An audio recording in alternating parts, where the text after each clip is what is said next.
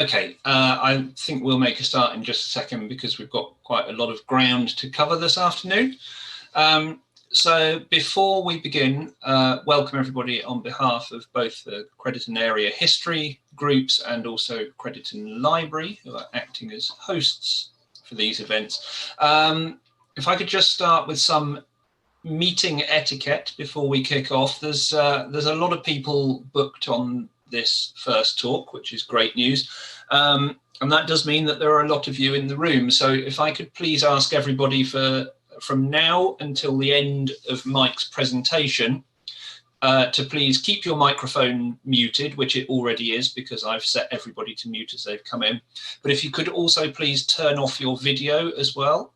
So that's by clicking the stop video button, if you don't know, in the bottom left of your screen. And that will give the most amount of internet to Mike to do his talk in just a second. Thank you. Oh.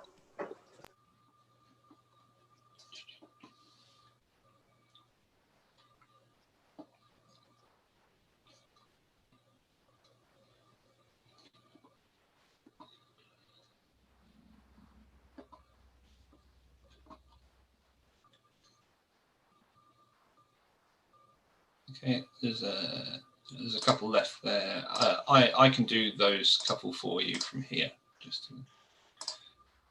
There we go. Okay.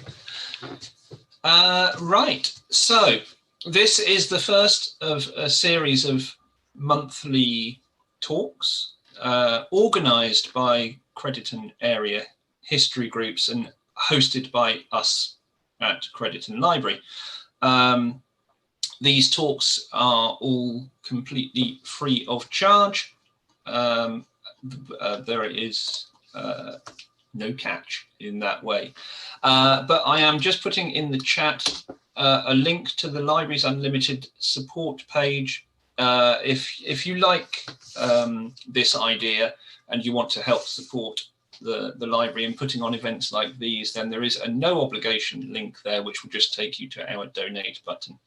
As you know, Libraries Unlimited is a charity and therefore is under the same pressures at the moment as all other charities and everybody else to keep running in these times.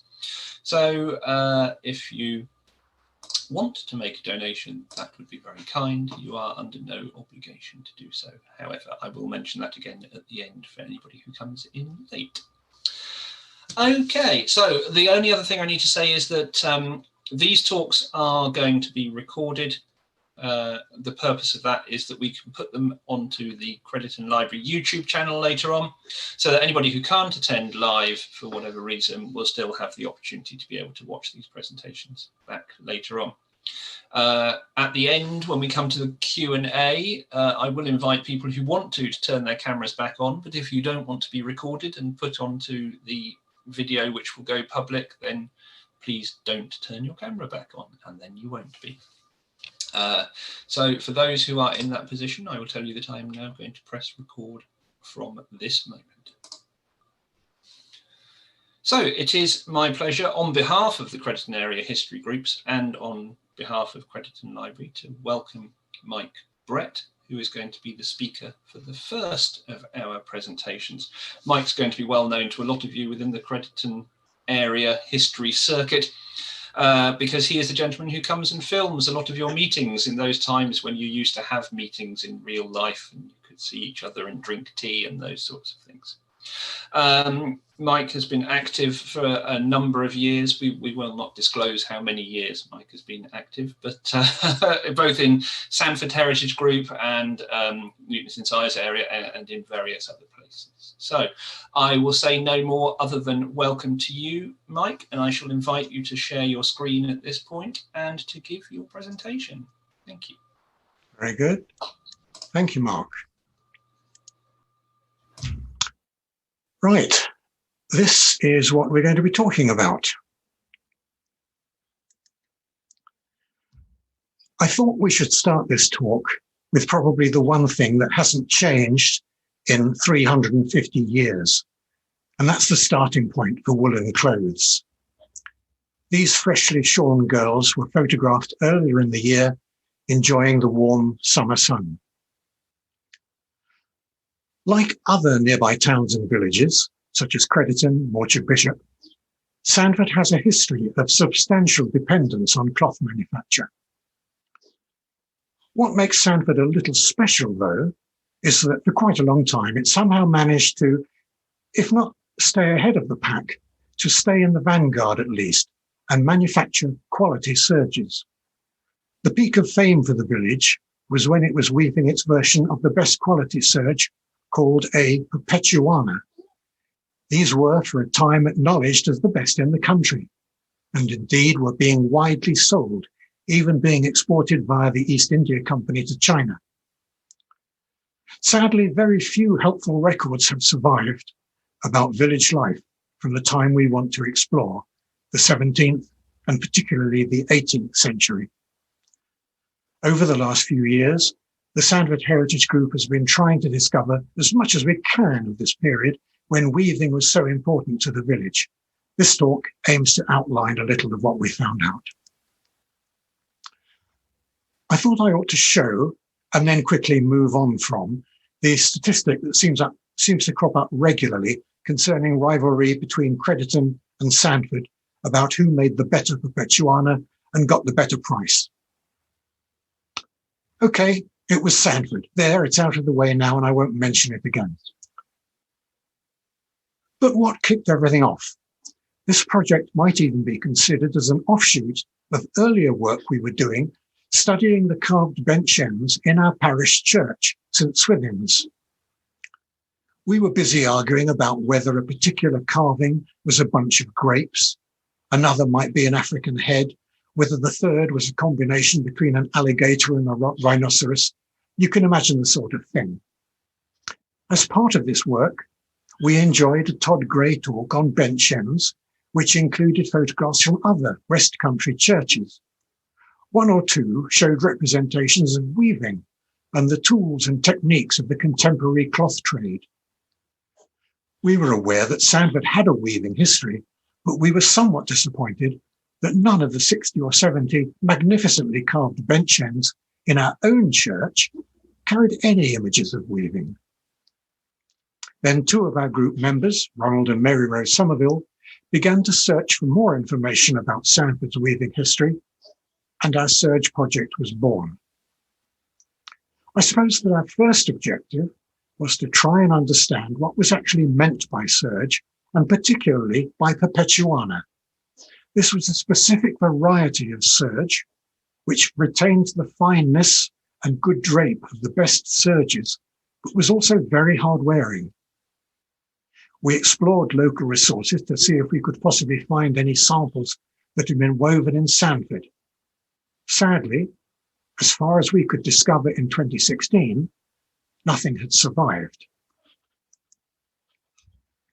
So in 2017, we commissioned Louise Cottey, an established West Country textile specialist, to recreate, as far as possible, a piece of Sandford serge, specifically a piece of Sandford Perpetuana serge. After a period of research, she specified suitable machine-made modern yarns that were close to what might have been used, and to choose suitable thread spacings for the cloth and other technical issues. Because most of the present population of the Sandford village have little concept of what is involved in weaving cloth, we recorded Louise's practical work in a video, the one I suggested you might watch before this talk. If you didn't manage to do so, I recommend you have a look at it afterwards, where perhaps it'll all make a bit more sense. The Sandford Heritage Group held a well-attended exhibition in the Parish Hall in April 2019, in which Sandford weaving was a central theme. Both the Crediton History Society and the incorporation of tuckers, weavers and shearmen from Exeter assisted us in this commission, for which we are grateful. So, at the most basic level, what is serge? It's a type of twill cloth where each of the two warps and wefts go under two of the other ones. The warp is the name given to the threads which run the length of the piece of cloth, and the weft is the name given to the threads that go back and forth across the width. These threads will not be of the same type. The yarn used for the warp comes from longer-haired sheep, while that used for the weft is of shorter strand wool. The last ingredient essential to the recipe is the various post-weaving finishing processes, known as fulling, or locally to this area as tucking. These factors can result in a cloth which is highly durable, hence the name Perpetuana, but compared to many other sorts of fabric, is relatively fine, flexible, and hangs well when made into garments. At this point, I will unshare my slides, and somehow here I have the piece that Louise made for us. And I'll leave my fingers in the shot, so hopefully you can see the nature of the weave and the relative size of things. This join that you see here is just to enable us to cut samples out of one very long piece. But as you see, it's quite nice and flexible, and you can all imagine it being made into clothes. I suppose fingering it, it's like a sort of light denim in feel, but of course not in terms of the fabric.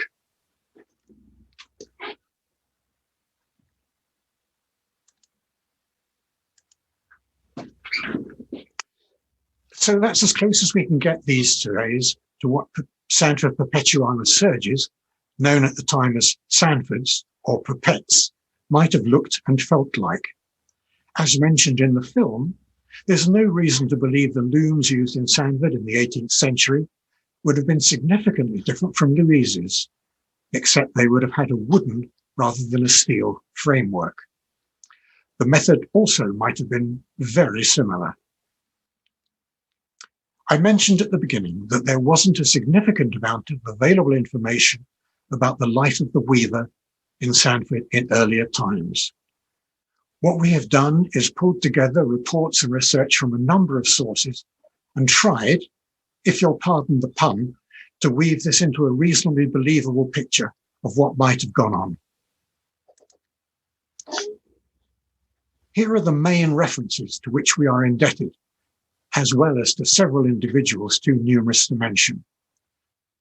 The major academic sources, understandably, have recorded the activities of the cloth trade in Exeter, and we have tried to infer events and activities in Sandford from that. To start the proceedings, let's have a quick look at some known Sandford weavers. Interestingly, I even found references to the weaving in some 17th century leases concerning my own house. I live about 3/4 of a mile north of Sandford village centre, and at least for a period, the house was occupied by the Pope family, members of which were most definitely associated with weaving. Here you can see a John Pope, probably the same man, described 4 years apart, first as a worsted comber and then a weaver. I think it's probably realistic to assume that other similarly isolated properties scattered around the periphery of the village were also an integral part of Sandford's overall weaving activity. There are about a dozen or so people whose names frequently pop up, often more than once, in records that are easily available. These include variously over time, a John Jellett, a William Slee, William Burrington, John Smith, Augustine Smale, Richard Vickery, Simon Tucker, Robert Ellicott, and John Brown. Before we move on, I'd like to show you one more example of a weaver being mentioned in 18th century documents. This time he is described as a serge maker. Within the SHG, we have had lengthy discussions about what might have been meant at the time by the names weaver, serge maker, and serge master. Sadly, there seems to be no agreed definitions for these terms, so their interpretation may be a bit dangerous. Anyway, now to a Mr. John Baker, described as a serge maker who in 1764 was buying a property near the church in Sandford from a John Harvey. I'd like to examine the document this comes from for a few moments longer, at the risk of straying off topic, because I think it gives a good flavour of the way things were described in those days, albeit the text is, of course, in a legal format. Although not clear from this photo, this is an example of a lease in indentured form. 2 copies of the wording, sometimes more, were written out on the same piece of parchment, top to top, and then separated by cutting between them along a random wavy line.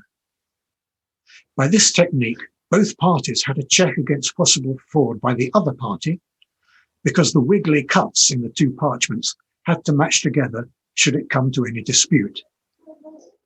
It's actually an example of a Peppercorn Rent lease, the word peppercorn literally being used towards the bottom of the document. That document was the first of a 2-part legal contrivance to convey possession of the property from one party to another at a time when, for historical reasons, this was otherwise difficult or impossible. It briefly described what was being transferred, but it wouldn't by itself constitute a sale.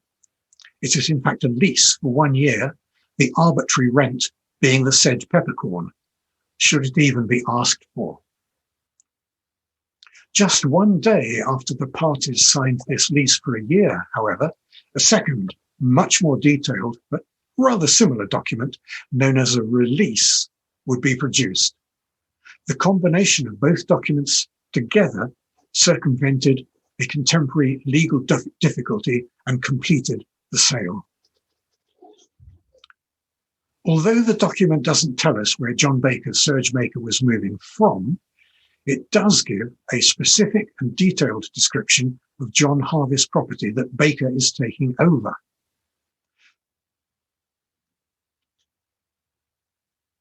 The word situate, of course, is simply the way they spelt situate in those days.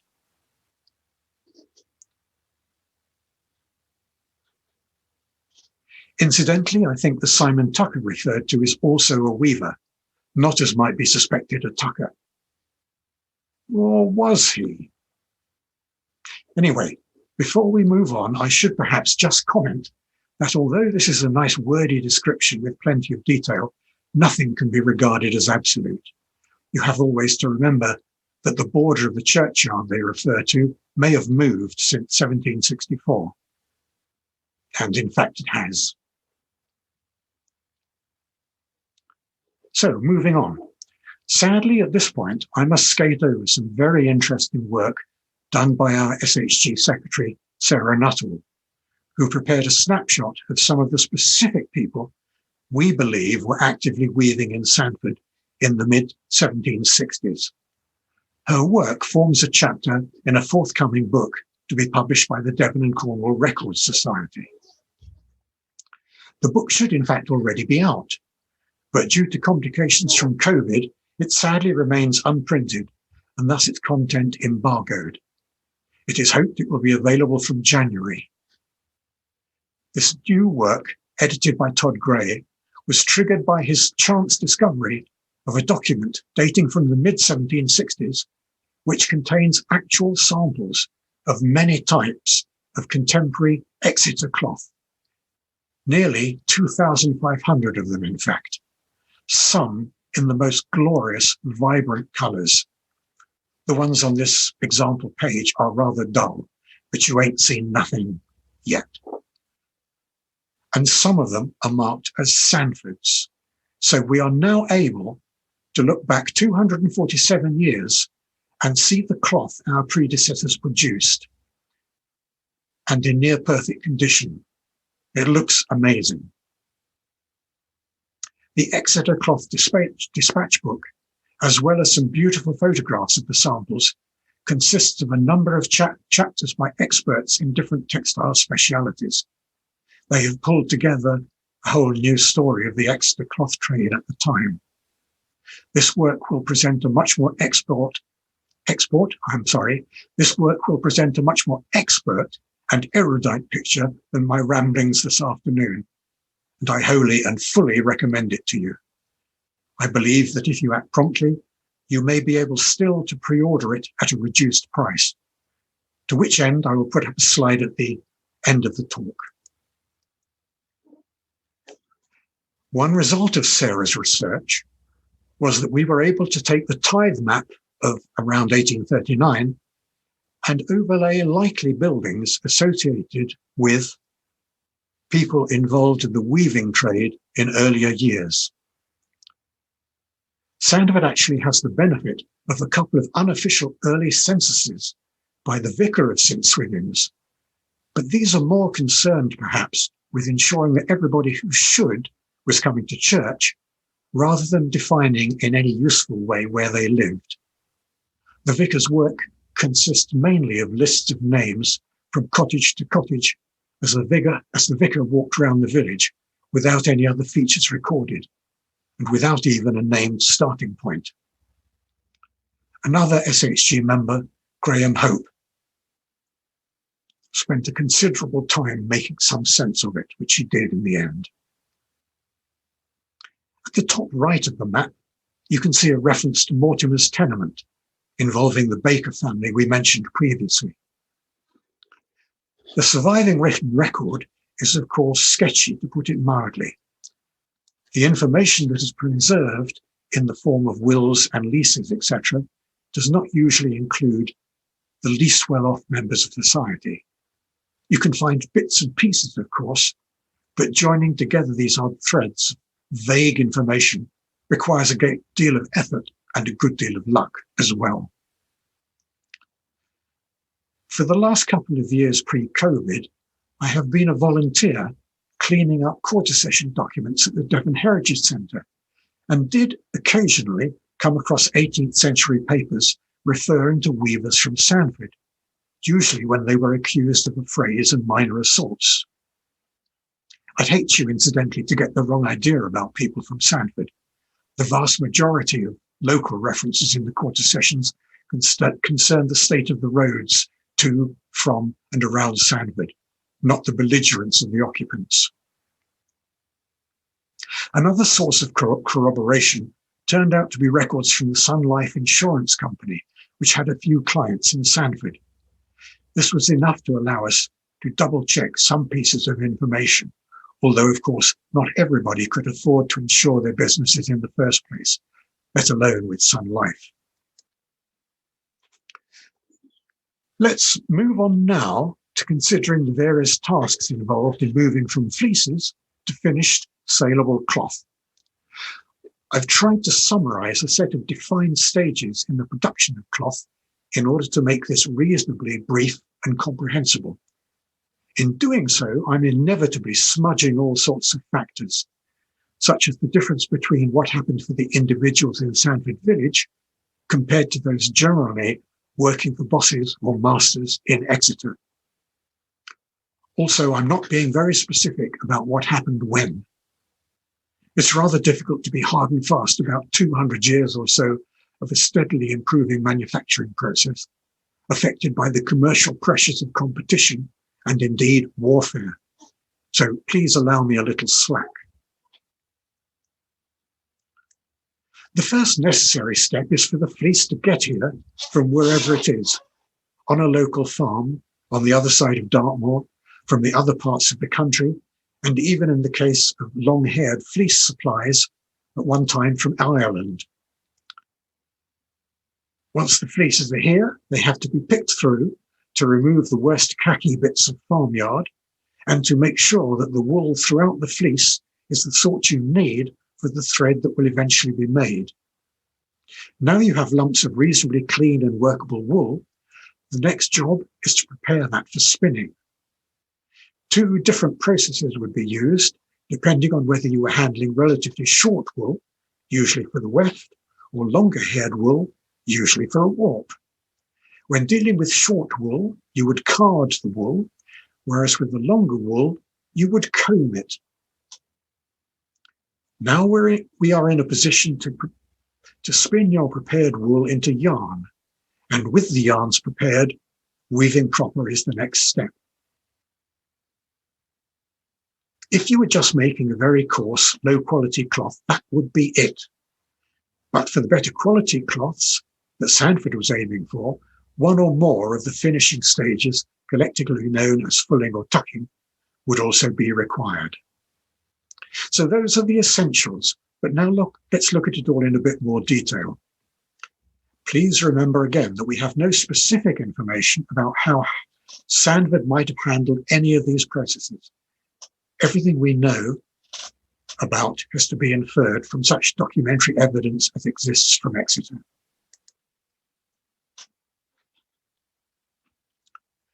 Sorting out different grades of wool must, I'm sure, have been a skilled job requiring a lot of experience. I'm grateful, incidentally, for Tucker's Hall kindly providing a number of the illustrations I will use in this talk.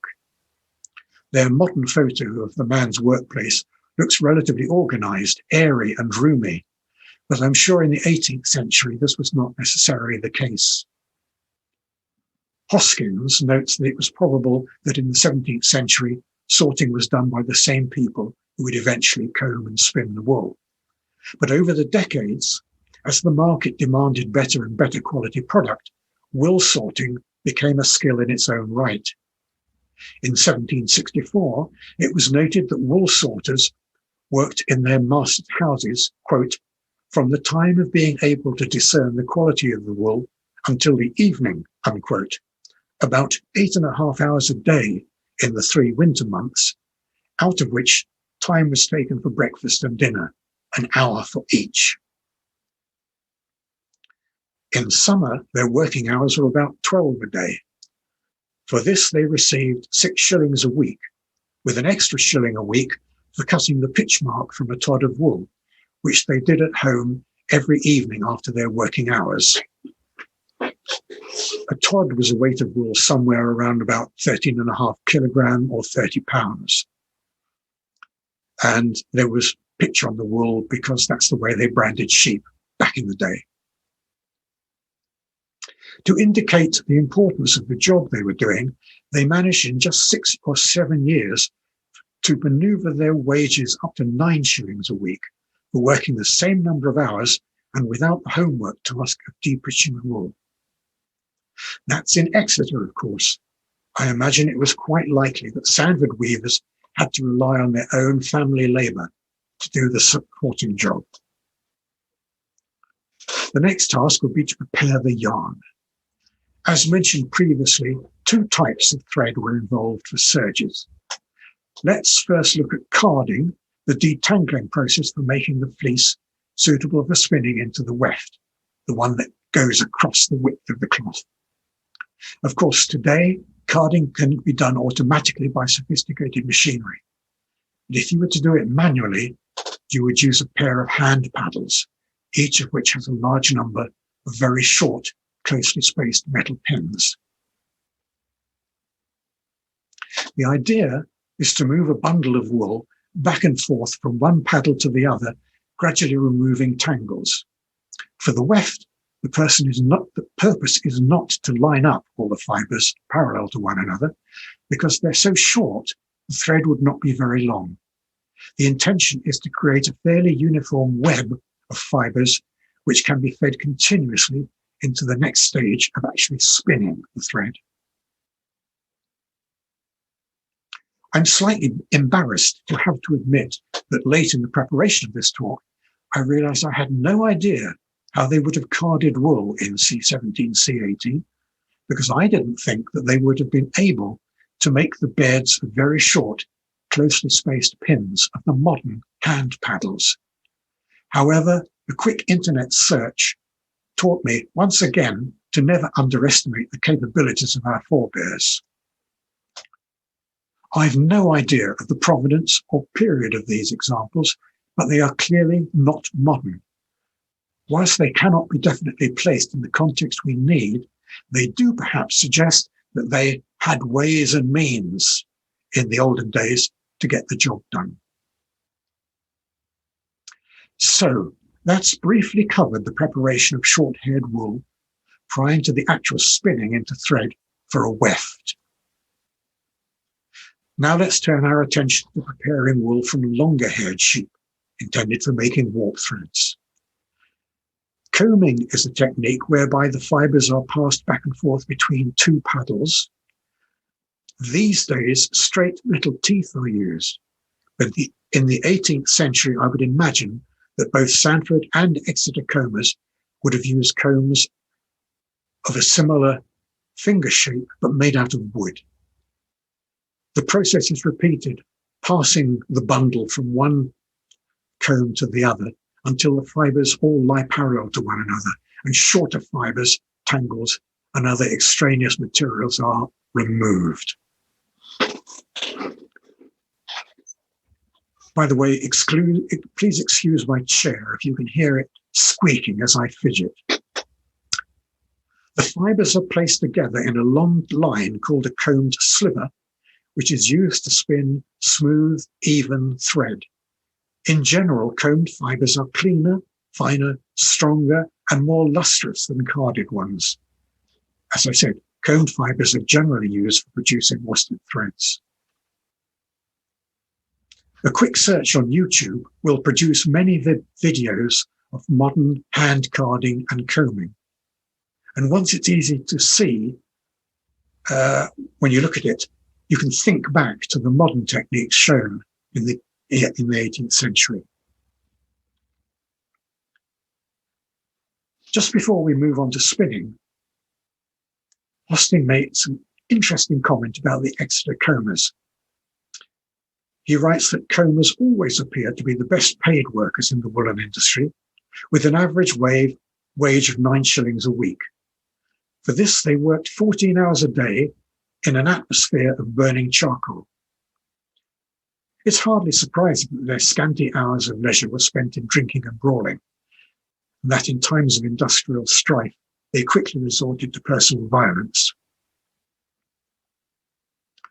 Well, Hoskins may have said that, but I'm quite sure that none of that sort of thing happened in Sandford.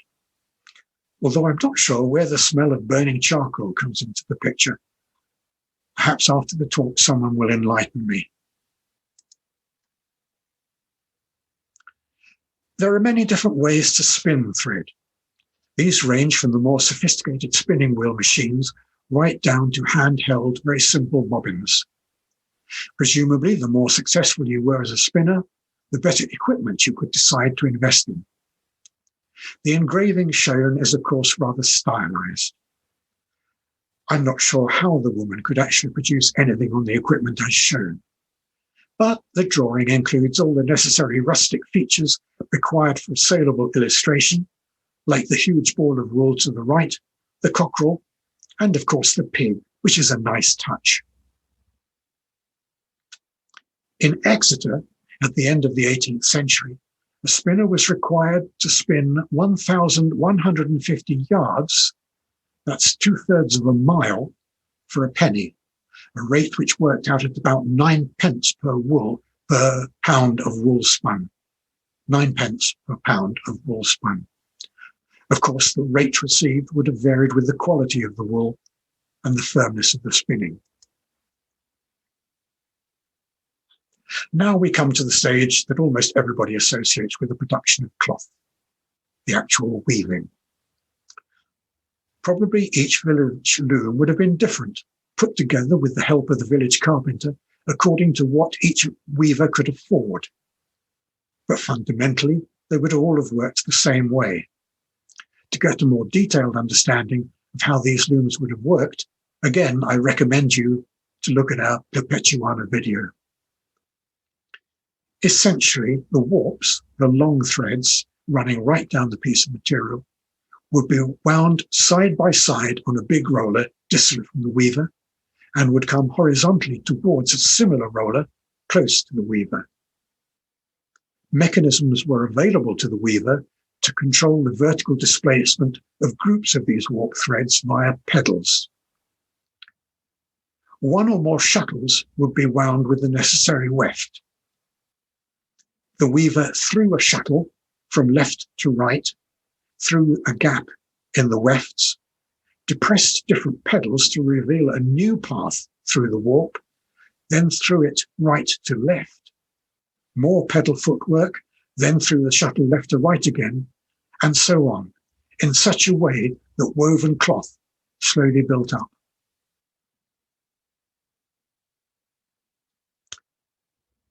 As I've said, we believe that the looms used by 18th century villagers in Sandford were not fundamentally different from the version we used to recreate our sample of Perpetuana in the 21st century.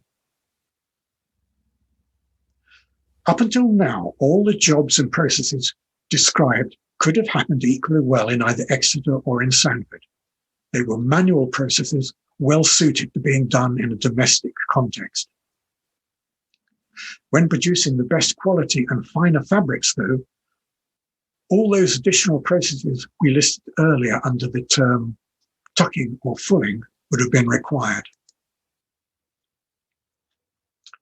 You will see I have listed the various sub-processes that would have been used in the order in which they were applied usually to the cloth.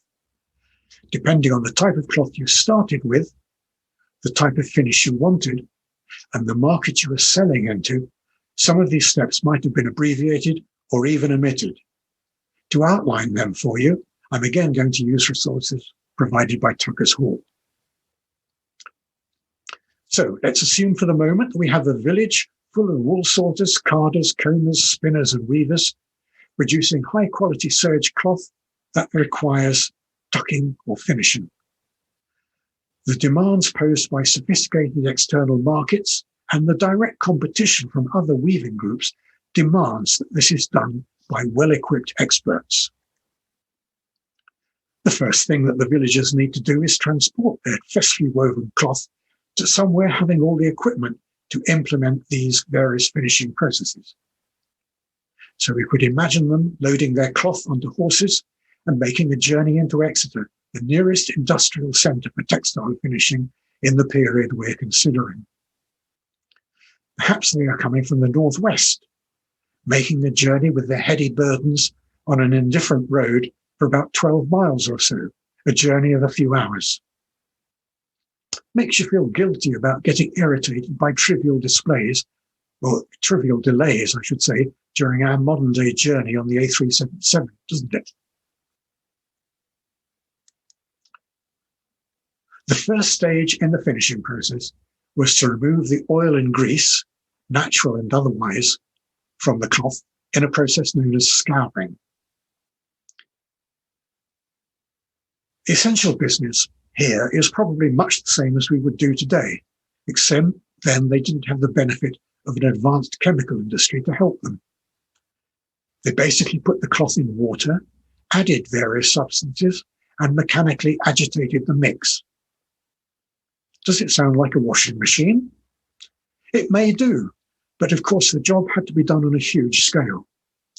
Over time, the substances added to the mix changed as new, more effective chemicals were discovered. Again, as far as mechanical agitation is concerned, that too changed over the years, starting with trampling underfoot and moving on towards roller systems. But it was always a smelly, messy, and unpleasant part of the process. By today's standards, of course, it would have been hugely wasteful of water and would have produced enough horrible effluent to keep the Environment Agency up at night. Now, a slight diversion from our path. I'd like to quote from a country lady called Celia Fiennes, who at the beginning of the 18th century made a tour through every county in the country on horseback, side saddle, with only 2 servants to accompany and protect her. The famous journal has an entry for her time in Exeter, included in this a little gem about her interaction with some of the fulling and tucking fraternity. She's writing about the arrival of freshly woven serges being delivered ready for scouring.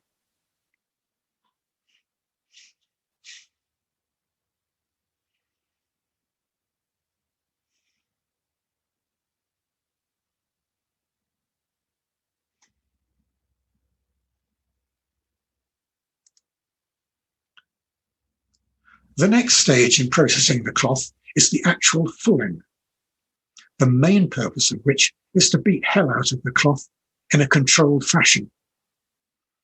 This should have the dual effect of both tightening up the weave and causing the texture of the fabric to felt up a little.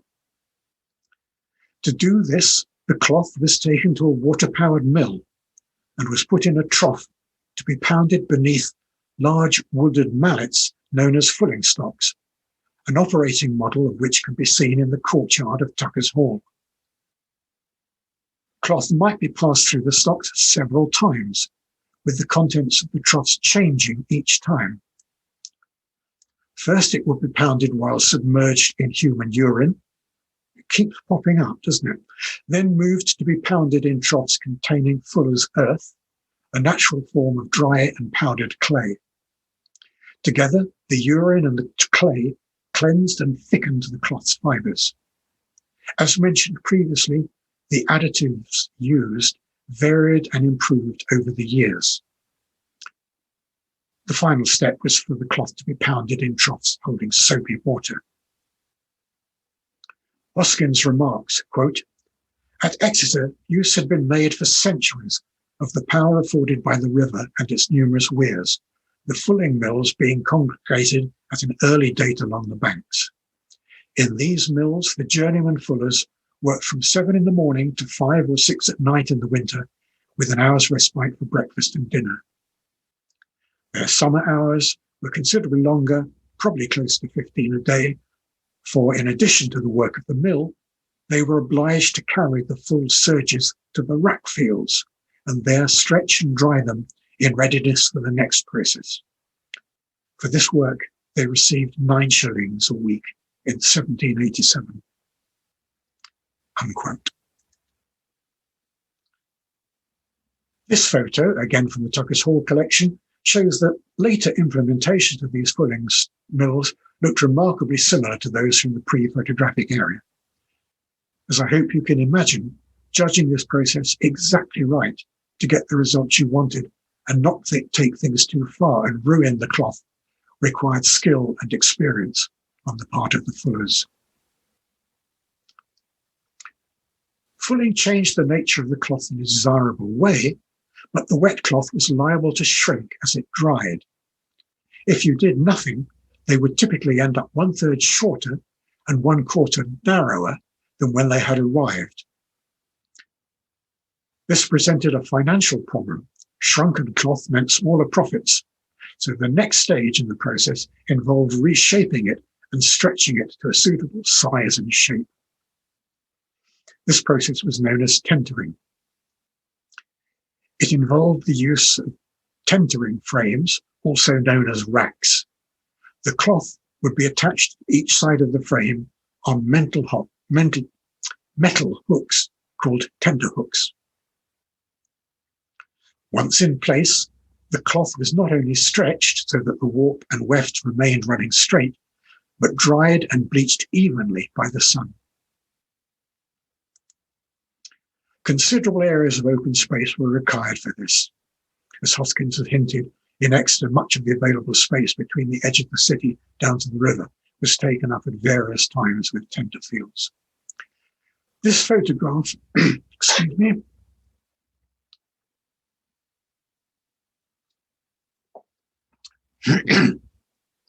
this photograph from Otterbourne Mill in Northumberland is one of the last remaining examples, if not the last, of actual tender hooks. And tenter racks, come to that. From the tenter frames, the cloth was brought into workshops for a series of dry finishing jobs. The first of these was burling, where anything that shouldn't be there was removed by hand using tweezers called burling irons. Now, teasels.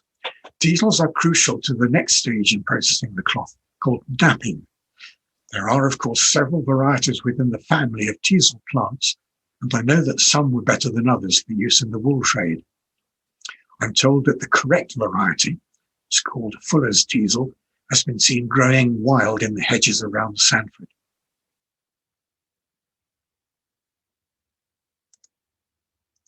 Here we have a lovely watercolour of the women of the family with a young boy out harvesting bats or handles of teasels. Thanks again to Tucker's Hall for this image.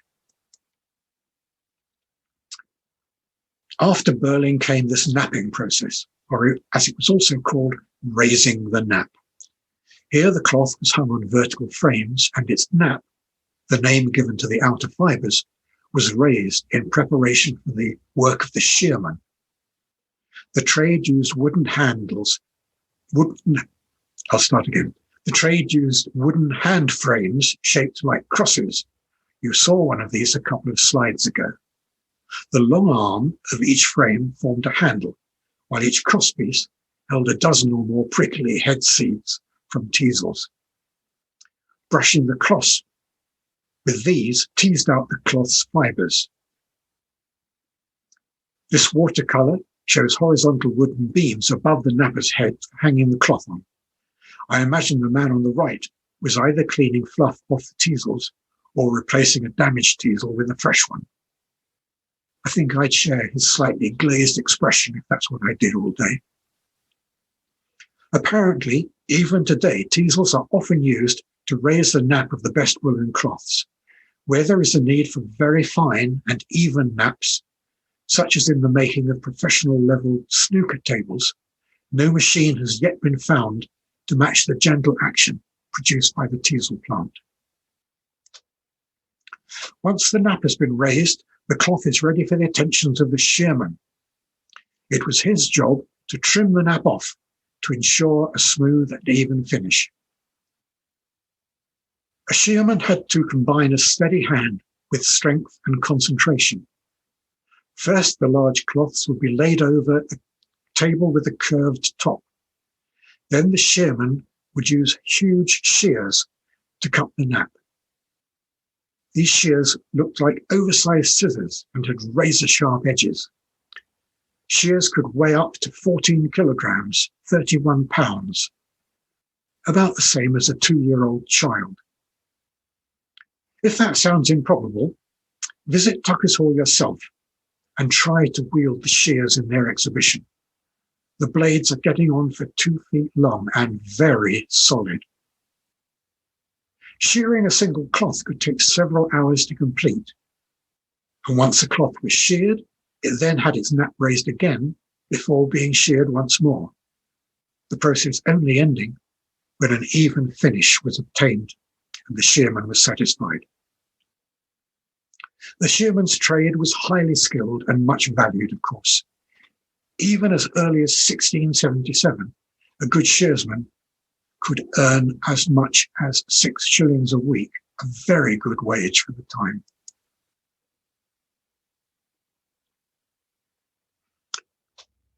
Dyeing. Wool may be dyed either as yarn or as cloth, but in Exeter, the latter was more common. Dyeing often represented the final stage in the production of woolen cloth, although sometimes cloth would be sold on in its natural colour. The process took place in dye houses and was overseen by master dyers. Theirs was a hot and smelly working environment. Woolen yarn or cloth was placed in large vats of boiling water along with the chosen dye mixture. Madder, woad, and indigo were the most commonly used dyes. Madder comes from the roots of the madder plant and produces a red-brown cloth. The leaves of the woad plant give a vivid blue, while the purple of indigo comes from the shrub of the same name. The dyes were chemically fixed into the cloth and given a more vibrant colour by adding the naturally occurring substance called alum. The woman on the right here is probably giving cloth a rinse within an open framework set into the watercourse, presumably so that the piece didn't get washed away. I hate to think what the colour of the water was downstream, or in fact what colour the workers' hands were. Personal protective equipment? We are now almost at the end of the long journey from fleece to serge, and yet I haven't really mentioned specifically what makes a Perpetuana. As stated, serge is really a generic name for a family of twill cloth, and there were many, many variations of that theme during the period in question. To make a Perpetuana, you had to start by making a very good quality serge, and then one final additional step was required, and that is hot pressing.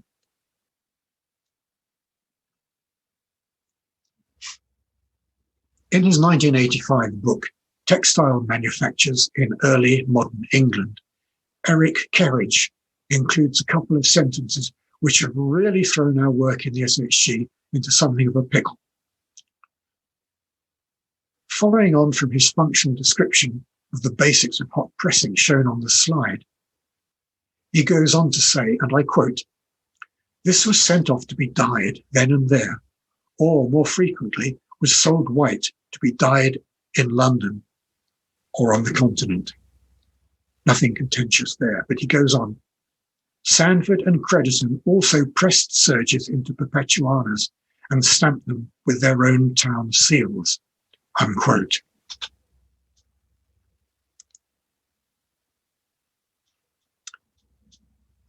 In the SHG, we had all originally thought that Sandford had no part in the finishing stages of Perpetuana that I've outlined, due to its geographical constraints, its small size, and the relatively small water flows available. For me, this latter point is crucial. This admittedly large-scale plant on the slide, which from memory I think was in Somerset somewhere, indicates the scale of water use involved.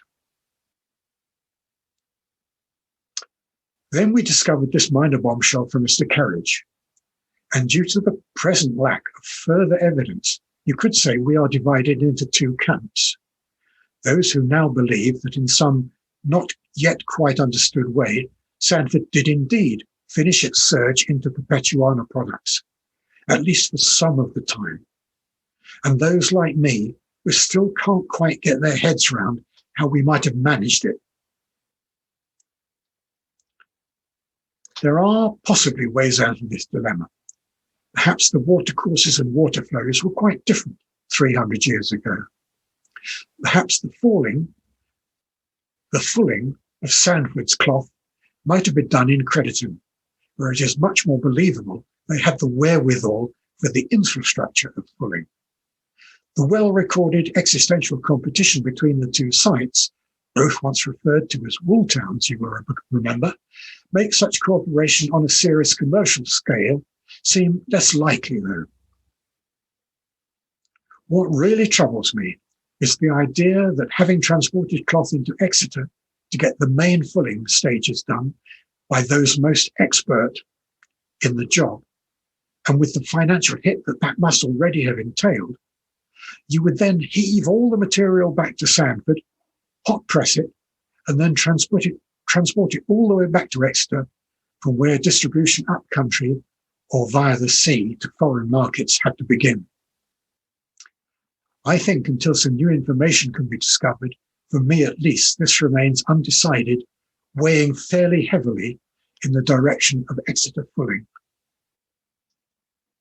and hot pressing. But I should emphasize that others in the SHG view it differently. Moving on. You will probably have noticed that I've studiously avoided saying very much about the marketplace in which Sandford had to sell its cloth. The fact of the matter is that the whole topic is hideously complicated.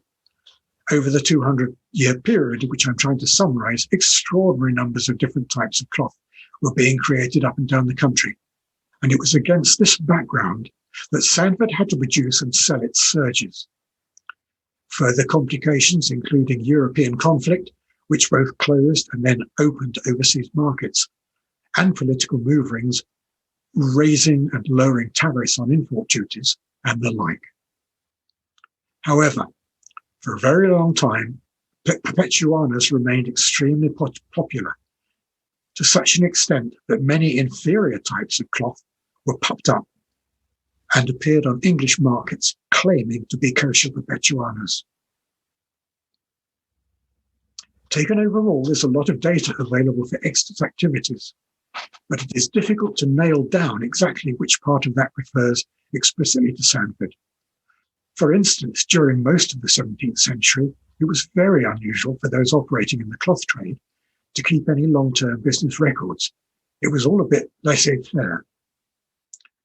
But on screen now is another book discovered by Todd Gray, where a merchant called John Hearn has recorded a period of his transactions and has specific records referring to Sandfords. The contents of this book will be explored in some depth in the Exeter Cloth Dispatch book from the Devon and Cornwall Record Society I mentioned earlier. If we zoom in to the top right-hand entry as an example, we can see it refers to a consignment of low-grade Sandford serge, not Perpetuanas in this case, which is pricing at 22 and sixpence per piece.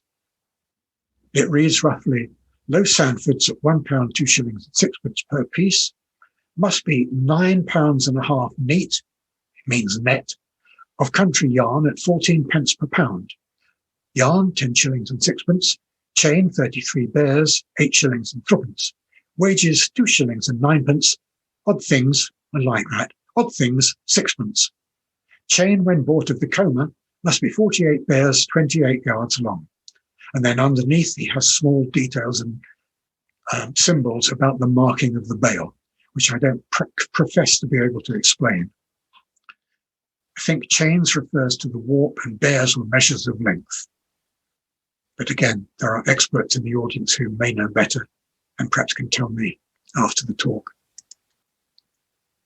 When exported by sea, lengths of cloths were protected for their journey to the customer by a tillet, or coarse canvas wrapper.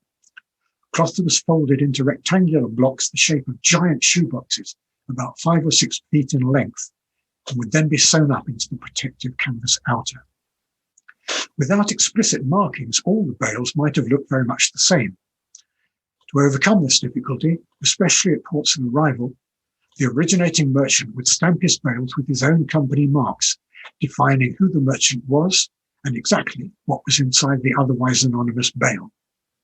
These marks would be applied with an inked wood block called a tillet block. This was a rudimentary way to record a chain of custody from the merchant through the shipper to the customer at the far end, who was able to make sure that the correct bale was being delivered to him. Inevitably, the customs services, although not generally imposing any tariffs upon exports of goods, found that having their own system of marking allowed them to cross-check what was going on at the ports. So they had their own blocks made of wood, the stamping marks, just like everybody else. Sporadic so-called bale book records of exports from this time do exist at the various quays, so there's plenty of room for new research into all of this. The examples shown on the slide are at the Exeter Customs House. Top left is a complete tillet, and on the right is a manufacturer's identifying stamp, which you'll note is quite large, about 2 foot by 2 foot. After all, it's an advertisement. This example is marked Granger and Banfield Exxon, 56 yards of superfine ingrain serge. The Customs House, by the way, has now reopened for 15 visitors at a time and makes a very interesting visit if you happen to be down by the quay. I realise that as yet we haven't once brought Topsham into this discussion. Although not a competitor with Exeter's industrial capabilities for finishing cloth, Topsham played a very important part in the merchanting and shipping of the region's textiles. At any one time, a huge variety of different types and qualities of cloth would be on the go from both Exeter and Topsham, and the two ports were in continual competition. But that's a whole different story. Incidentally, if you look down the list of local Topsham merchant marks, in the left-hand column, you will see the marks of Claude Passavant, for which probably read Passavant, the creator of the cloth sample ledger I mentioned earlier. As a complete aside, it's interesting to remember that the ships constantly taking out cloth to neighbouring European ports needed ballast for their return journeys to Exeter and Topsham. Amongst the many materials coming back in were Dutch bricks and Swedish steel. Although the latter would be difficult to trace, several buildings in Exeter and Topsham still show obvious Dutch bricks.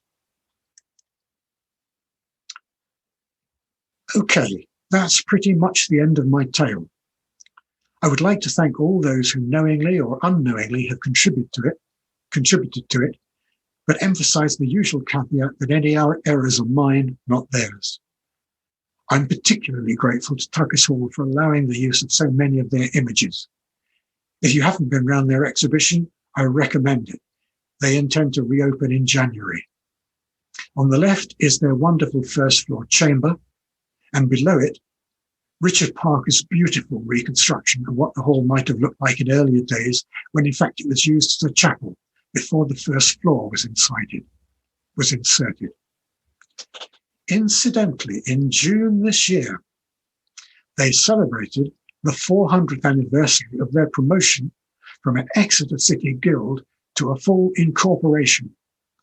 As part of that, a piece of cloth to represent the reconstructed Sandford Perpetuana was taken on a world tour by bike. The idea was to mark the fact that Exeter cloth, skillfully prepared by their members of the incorporation of weavers, fullers and shearmen, had for many decades, if not centuries, travelled afar to such places. I can do no better to bring this talk to an end than to reread the summary provided by Steve James. A few facts and figures about the journey this piece of cloth took around the world. It travelled 17,886 miles, passing through 26 countries on 5 continents, enduring 224 nights away from glorious Devon. It saw camels, kangaroos, bears, boars, and all manner of wildlife.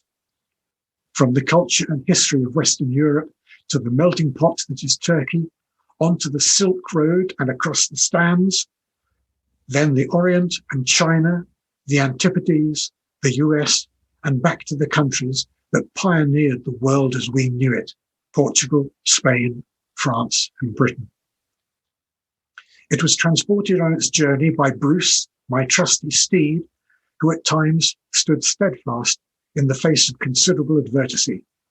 Deserts where the temperature would sit day after day at 45 degrees centigrade, drivers in parts of the world where cyclists are clearly fair game, and political regimes where everyone is under scrutiny. However, throughout, human kindness prevailed, and no more so than in the poorer and more remote places where a Brit on a bike was clearly a novelty. Clockwise from Belgium, the locations are the southwestern tip of Australia, the same again, and then Punta del Este in Uruguay. I'm told that sadly some of the best photos were lost when the phone took an unexpected swing while in China. Hearing that, I'm glad they decided to leave their unique sample of reconstructed Perpetuana safely in Exeter. Excellent. Thank you so much, Mike. That was, I'm sure everybody will agree, a very full and well-researched presentation with a lot to think about there, and probably gives everybody the details they need now to be able to pop off and start weaving their own material. So we shall look forward to seeing some examples in due course from people who want to have a go at that. I would invite anybody who wants to turn their camera back on now to do so. If people want to feel like they're actually in a room with other people, then that's absolutely fine.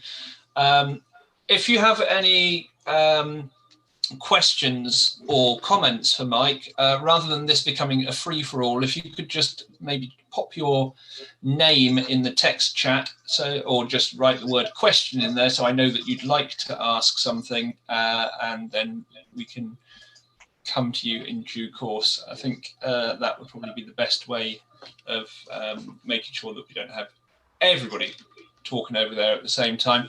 Okay, so Ellie is just asking a question there to kick us off then, Mike, which is where did Kerridge get his information from? Almost everywhere, I think. There is a reference to that. You're thinking about the hot pressing quote.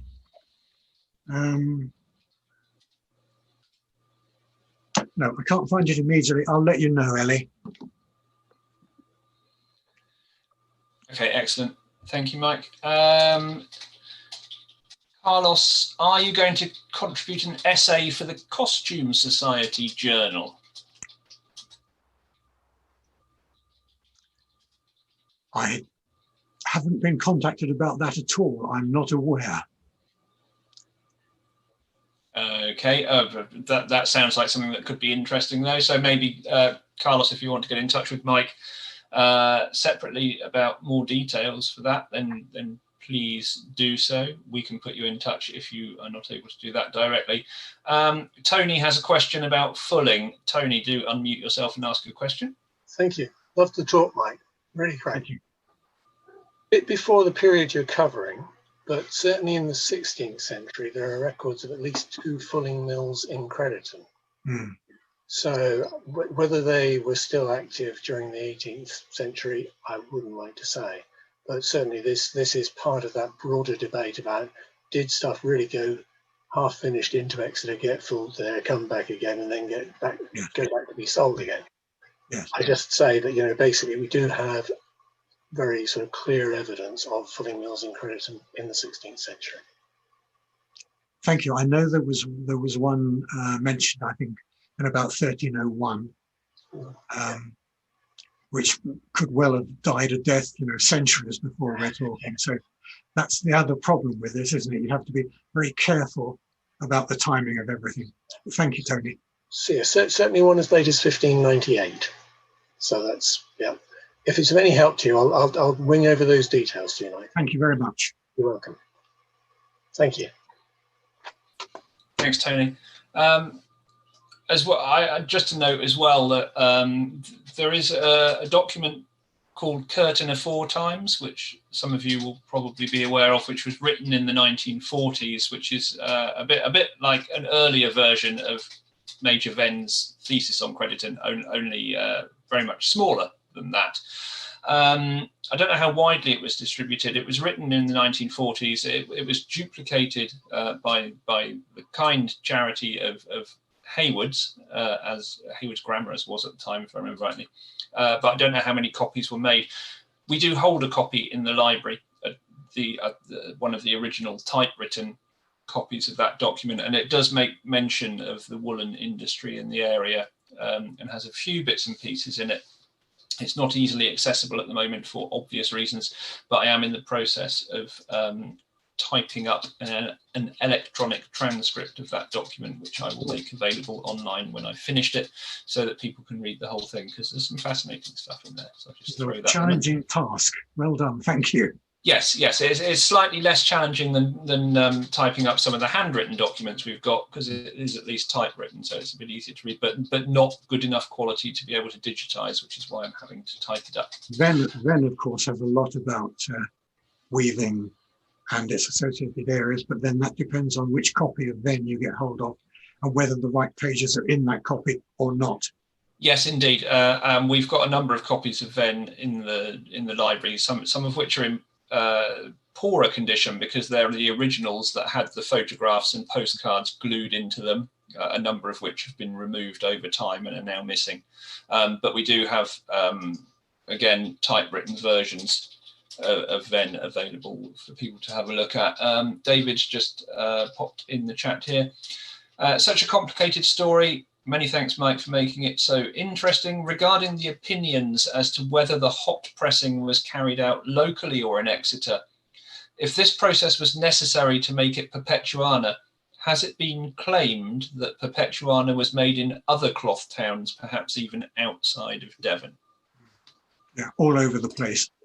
I think some of them were genuine, but as I touched on, because Perpetuanas were very popular, a lot of inferior cloth, it is claimed, was crudely processed cheaply and then sold on as if it was Perpetuana.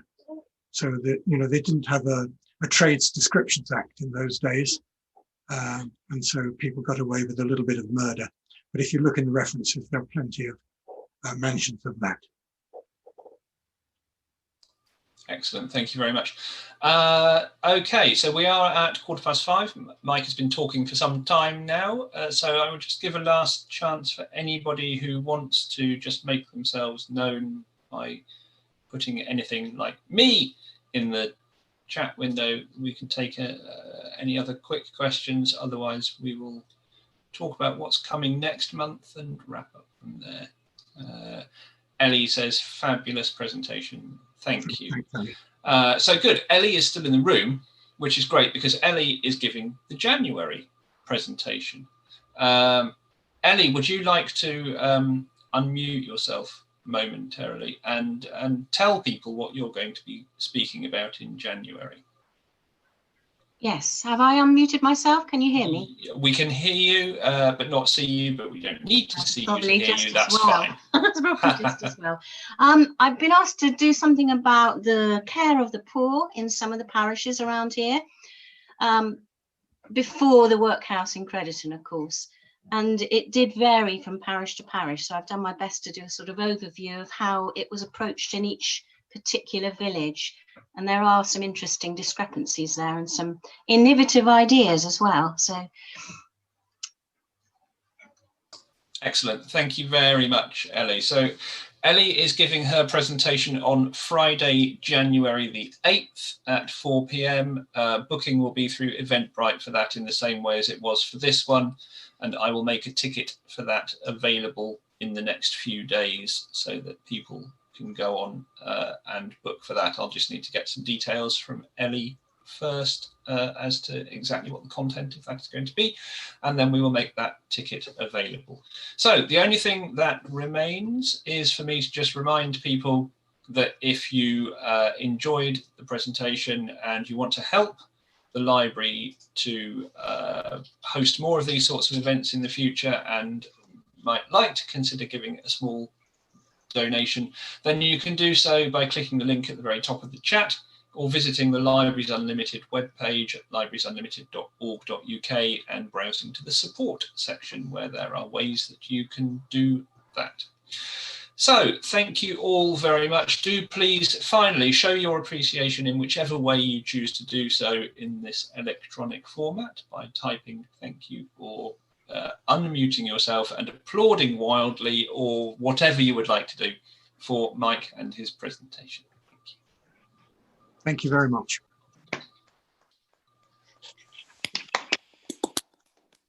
And goodbye. Excellent. Thank you all very much for joining us.